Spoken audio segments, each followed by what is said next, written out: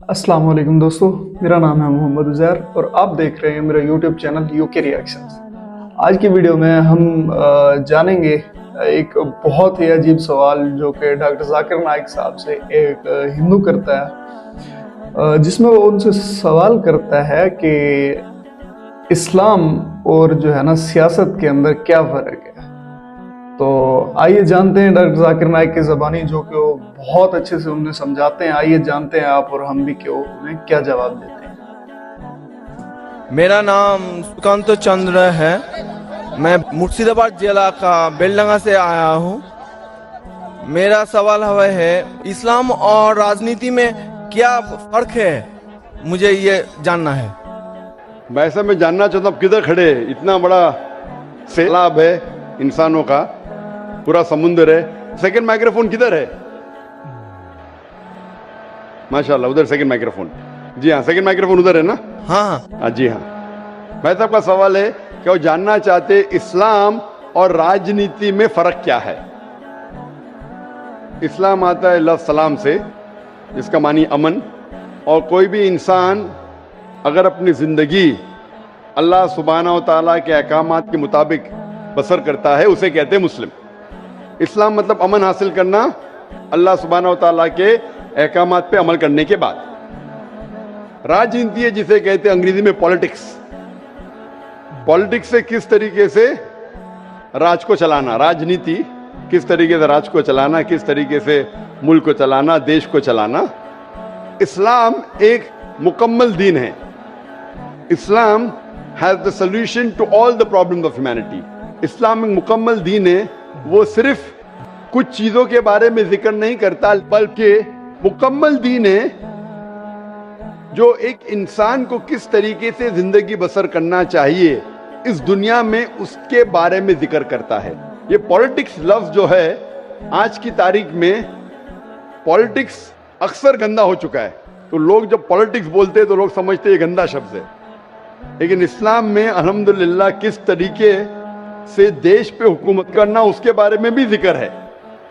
आज की पॉलिटिक्स और इस्लाम में जमीन आसमान का फर्क है, लेकिन इस्लाम में पॉलिटिक्स है। इस्लाम मानता है खिलाफत में एक खलीफा होता है, और वो खलीफा जो सारी खिलाफत में ऊंचा दर्जा लगता है, वो डिसीजन लेता है बेस्ड ऑन कुरान एंड सही हदीस।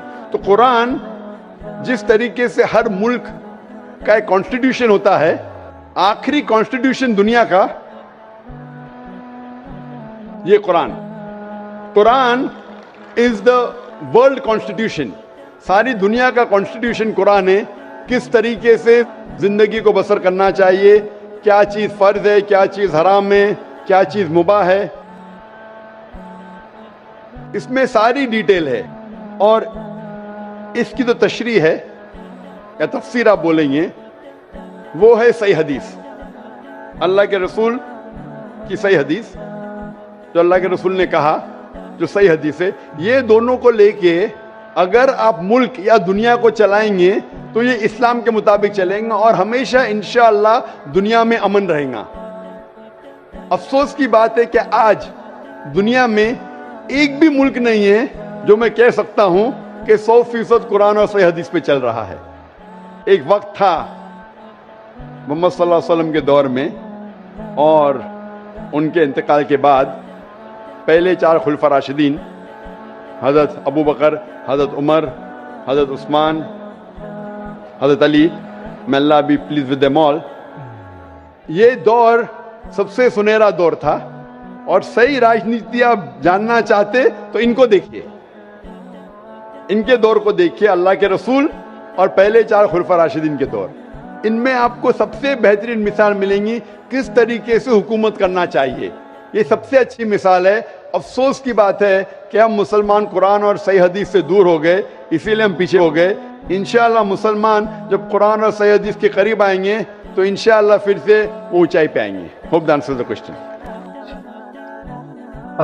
तो जैसा कि हम लोगों ने देखा जाना, तो कोई शक नहीं कि इस्लाम एक जो है ना मुकम्मल और कामिल दीन है। इसमें अल्लाह ताला ने हमें हर एक चीज़ ज़िंदगी गुजारने का, हर एक तरीका, हर एक अमल, हर चीज़ पूरी कर दी है। जैसा कि खुदा ताला फरमाता है कि इस्लाम को हमने पूरा कर दिया आप लोगों के लिए। तो कोई शक नहीं, इस्लाम में हर चीज़ का जवाब है, इस्लाम में हर चीज़ का तरीका सिखाया गया है, हमें हर तरीके से ज़िंदगी गुजारने का तरीका सिखाया गया है, ज़िंदगी का हर ढंग रंग सब सिखाया गया है। तो कोई शक नहीं, इस्लाम एक कामिल दीन